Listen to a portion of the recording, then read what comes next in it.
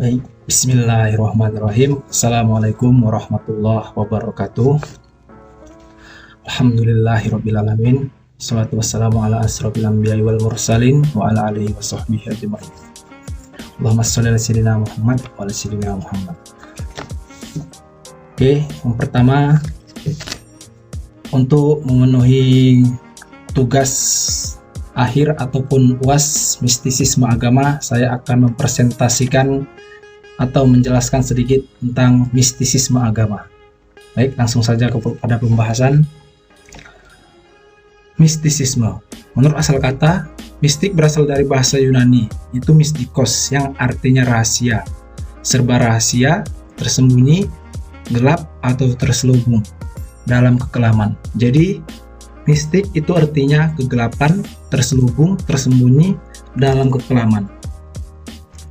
Berdasarkan arti tersebut, mistik sebagai sebuah paham, yaitu paham mistik atau mistisisme merupakan paham yang memberikan ajaran yang serba mistis. Jadi, untuk apa memberikan paham yang serba mistik atau mistisisme merupakan paham yang memberikan ajaran yang serba mistik, berbentuk rahasia dan ajaran yang serba rahasia. Jadi semuanya serba rahasia, hanya orang-orang tertentu saja yang dapat mengetahui, tersembunyi, gelap, dan terselubung dalam kekelaman, sehingga hanya dikenal, diketahui, atau dipahami oleh orang-orang tertentu saja, terutama sekali pada penganutnya. Ini sangat banyak kita jumpai di masyarakat dalaman ataupun jarang di perkotaan.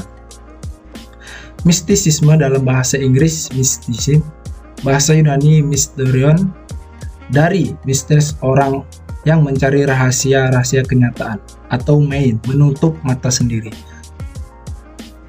Istilah ini berasal dari agama-agama misteri Yunani yang para calon pemeluknya diberi nama mistis. Jadi yang para pemeluknya diberi nama mistis. Mistisisme adalah kepercayaan bahwa kebenaran tertinggi tentang realitas hanya dapat diperoleh melalui pengalaman intuitif suprarasional, bukan spiritual, dan bukan melalui akal. Jadi tidak bisa diterima akal sehat maupun nalar. Berdasarkan arti tersebut, mistik sebagai sebuah paham, yaitu paham mistik atau mistisisme merupakan paham yang memberikan ajaran yang serba mistis. Misal ajarannya berbentuk rahasia dan ajarannya serba rahasia, tersembunyi, gelap, atau terselubung. Beberapa pendapat tentang paham mistik atau mistisisme. 1. Kepercayaan tentang adanya kontak antara manusia di bumi dengan Tuhan. Ini menurut Dr. C.B. Van Heeringen. Jadi dia berpendapat bahwa ada kontak manusia di bumi dengan Tuhan. Sedangkan yang kedua itu kepercayaan tentang persatuan mesra ruh manusia dengan Tuhan. Jadi yang kedua ini lebih berpendapat ruh manusia dengan Tuhan, adanya persatuan. Sedangkan yang ketiga yaitu kepercayaan kepada suatu kemungkinan terjadinya persatuan langsung manusia dengan zat ketuhanan. Jadi pendapat yang ketiga ini terjadinya persatuan langsung dengan zat ketuhanan. Yang keempat, kepercayaan kepada hal-hal yang rahasia, hal-hal yang tersembunyi. Ini menurut J. Krames JS. Dia berpendapat bahwa hal-hal yang tersembunyi, yang rahasia, semuanya tersembunyi. Sedangkan yang terakhir atau kelima yaitu kecenderungan hati kepada kepercayaan yang menakjubkan. Jadi dia kayak ada sesuatu hal yang menakjubkan atau yang di luar nalar, dia itu bahwa itu mistisisme.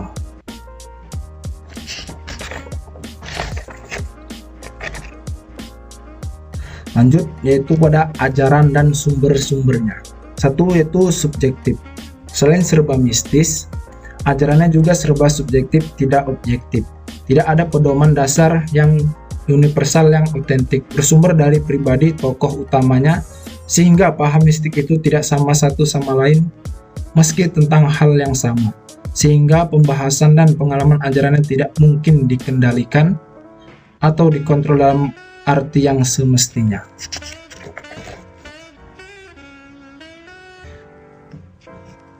Anggapan adanya keistimewaan disebabkan oleh 1. Pernah melakukan kegiatan yang istimewa, Yang kedua, pernah mengatasi kesulitan, penderitaan, bencana atau bahaya yang mengancam dirinya apalagi masyarakat umum. Sedangkan yang ketiga yaitu masih keturunan atau ada hubungan darah. Jadi masih ada keterikatan baik itu secara hubungan darah atau keturunan. Sedangkan yang keempat, pernah meramalkan dengan tepat suatu kejadian besar atau penting. Jadi dia pernah meramalkan sesuatu kejadian yang belum tentu itu terjadi di kalangan masyarakat, tetapi dia bisa meramal dan itu benar terjadi. Jadi itu banyak kita jumpai kayak seperti paranormal, para dukun-dukun itu meramal, ya seperti itulah kurang lebih. Sedangkan sebagian tokoh itu menerima ajaran atau pengertian tentang paham yang diajarkan itu biasanya melalui petualangan batin, pengasingan diri, betapa bersemedi, bermeditasi dan mengheningkan cipta dan lain-lain. Intinya dia lebih kayak mengasingkan diri, lebih mencari ketenangan batin dan untuk memenuhi panggilan itu. Selanjutnya yaitu abstrak dan spekulatif. Materinya serba abstrak, artinya tidak konkret. Misal tentang Tuhan, paham mistik ketuhanan, tentang kerohanian dan kejiwaan, alam di balik alam dunia dan lain-lain. Paham mistik non keagamaan. Dengan demikian pembicaraannya serba spekulatif, yaitu serba menduga-duga, mencari-cari, memungkin-mungkinkan. Jadi dia serba untuk mencari kebenaran, untuk membenar-benarkan bahwa itu akan benar-benar terjadi. Selanjutnya yaitu sebab orang menganut paham mistik. Satu, kurang puas yang berlebihan. Jadi dia merasa kurang, sangat berlebihan, merasa ingin tahu bagaimana dunia mistik itu ataupun dunia yang kayak gitulah. Dua, rasa kecewa yang berlebihan. Dalam arti dia sangat kecewa dan kurang puasnya juga dalam hal suatu yang ingin dia capai. Orang yang hidupnya kurang bersungguh-sungguh dalam beragama atau orang yang tidak beragama merasa kecewa sekali melihat hasil usaha umat manusia di bidang sains dan teknologi dan lain sebagainya. Di antara mereka masih ada berusaha merasionalkan ajaran paham mistik yang dianutnya, dan ada pula yang tegas lepas sama sekali dari tuntunan kemajuan zaman ini. Mistisisme juga dijumpai di dalam semua agama, baik agama teis, Islam, Kristen, dan Yahudi, maupun di kalangan mistik non-teistik, misalnya penganut agama Buddha.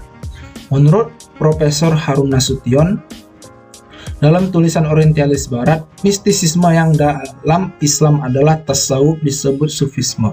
Sebutan ini dikenal dalam agama-agama lain, melainkan kasus untuk sebutan mistisisme Islam.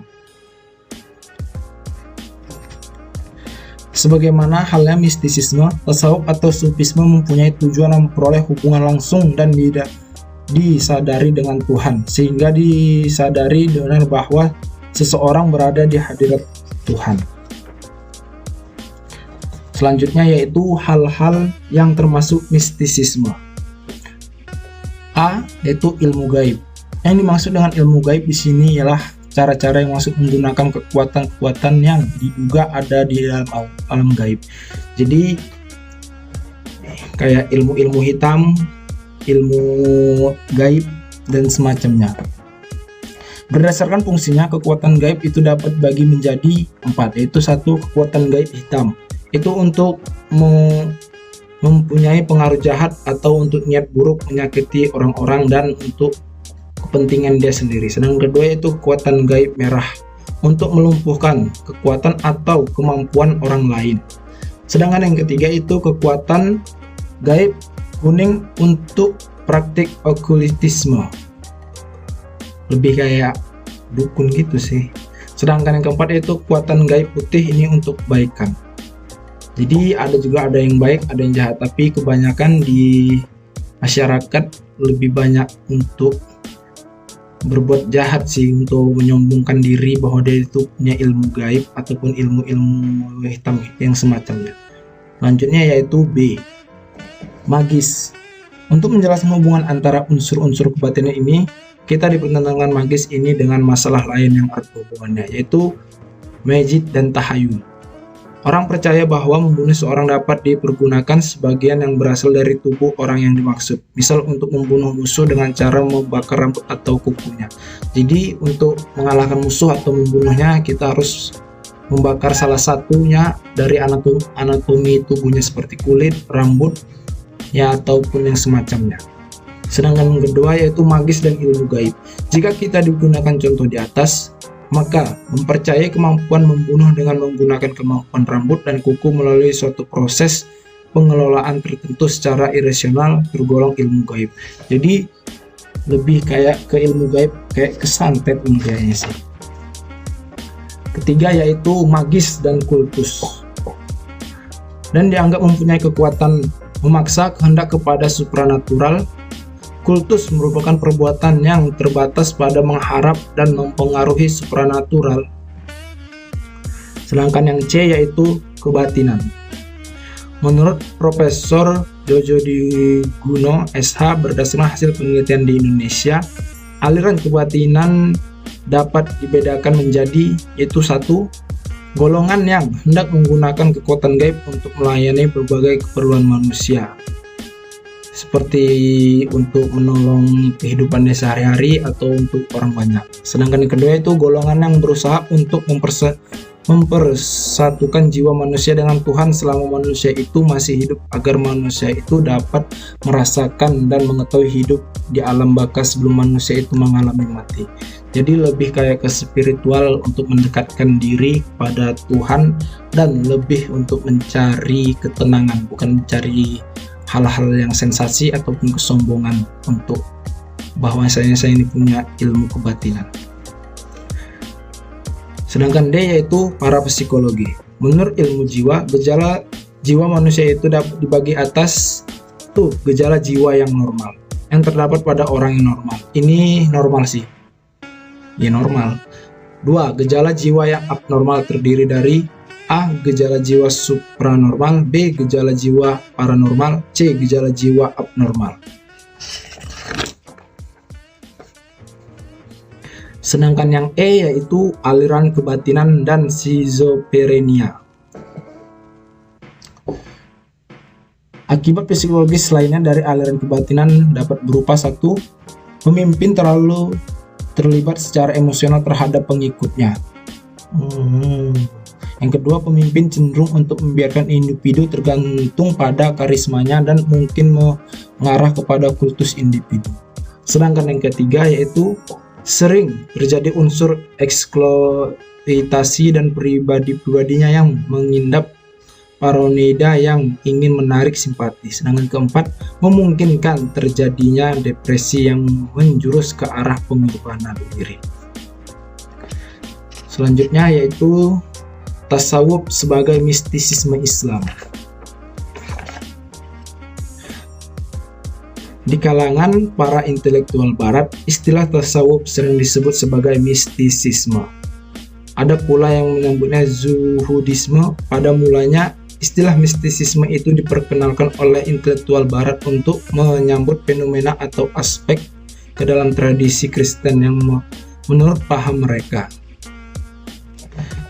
menemukan pada pengetahuan religius yang diperoleh melalui pengalaman luar biasa atau wahyu suci. Mistik memang tidak bisa dipahami dan dijelaskan dengan cara apapun. Filsafat maupun penalaran tidak mengungkapkannya. Definisi semacam itu tidak dapat melukiskan kenyataan yang menjadi tujuan mistik. Hanya pengalaman rohani spiritual yang sampai pada puncak kearifan dan mendalaminya. Jadi lebih kayak ilmu mistik ini hanya orang-orang tertentu saja yang dapat menyampaikannya.